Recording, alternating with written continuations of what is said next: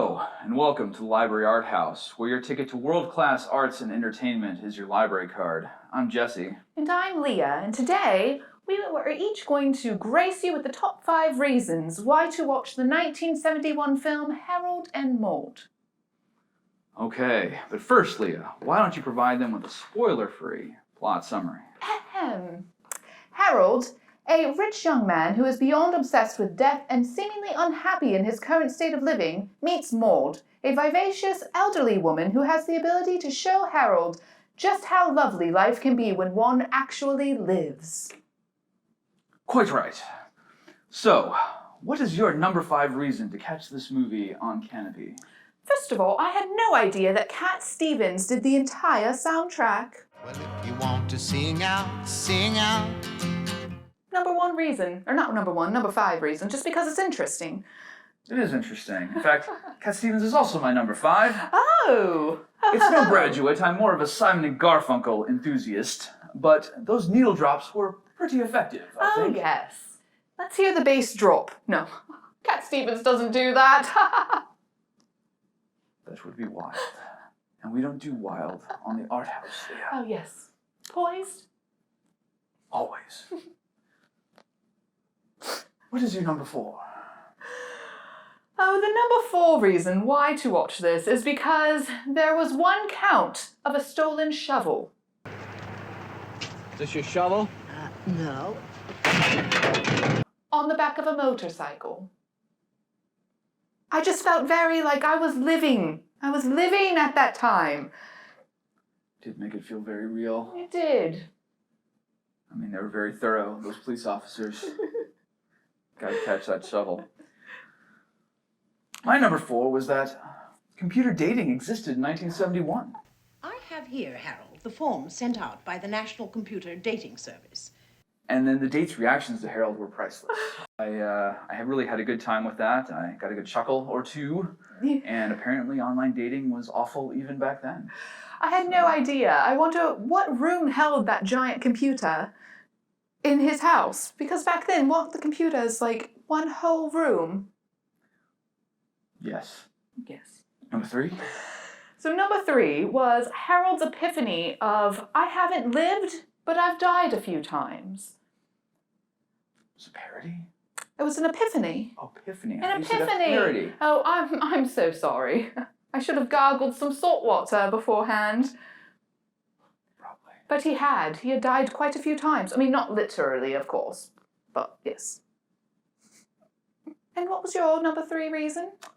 The elaborate suicide reenactments. Ooh, yes, yes. Bloody good time that was. Absolutely, especially self-immolation. Must have been very funny. With the horrified date looking on. Oh, And, and then all of a sudden she jumps into it. I thought that was hysterical. She Well, that's played where she- Juliet. Well, that was the Harry Carey, Oh, which I also sorry. thought. I enjoyed those because of the reactions to them. Yes. They were the date going along with his Harry Carey, thinking that he's just a great... I actually thought it was a love connection. I thought so too. I thought they were going to hit it off just like swimmingly. He was like, this is another person who could get me. But And who's almost my age. alas, just because Mother got so upset, it was just nothing came of it. For a second, I'm like, did he accidentally actually kill her? Like, did she fall on the knife? I know, she stayed in character pretty well, like for quite a while. That was your last date. So I thought she was the last one. I thought that was supposed to be funny because she was dead or something. I guess they didn't quite clear that up. Because, like, it seemed like she was fine with what was happening. Yeah, she was having a grand old time. I think she just found him very interesting, but then again, she had a flair for the theatrics. Absolutely, and I thought she'd pop up and be like, oh, hi. Yes. And, like, I thought the mom would then be like, oh, No, you're not running away. she committed to a character. She full on went there, As the kids say. as the kids say. All right. You're number 2. So my number 2 is actually the truth that friendship and love crosses over everything. This movie was all about finding that connection, and it doesn't matter age, gender, anything. Just make sure that you find the love and the friendship in life, and that's how you live a wonderful life. So as the late Leah would say, age is nothing but a number. Exactly, exactly. R.I.P. R.I.P. Aaliyah. Okay. My number 2 is Maude's brazen audacity, especially in the face of law enforcement. Yes. She drives like no woman I've ever seen. Yes, Maude was terrific. She has this joie de vivre. Such a firecracker. She is. And her motorcycle driving skills. That was just... Phenomenal. I could not believe it. She just hopped on and went off. Hey, stop! I have to shout! Yes? Yes, yes. Yes. It's hard not to get too excited about it. It's just...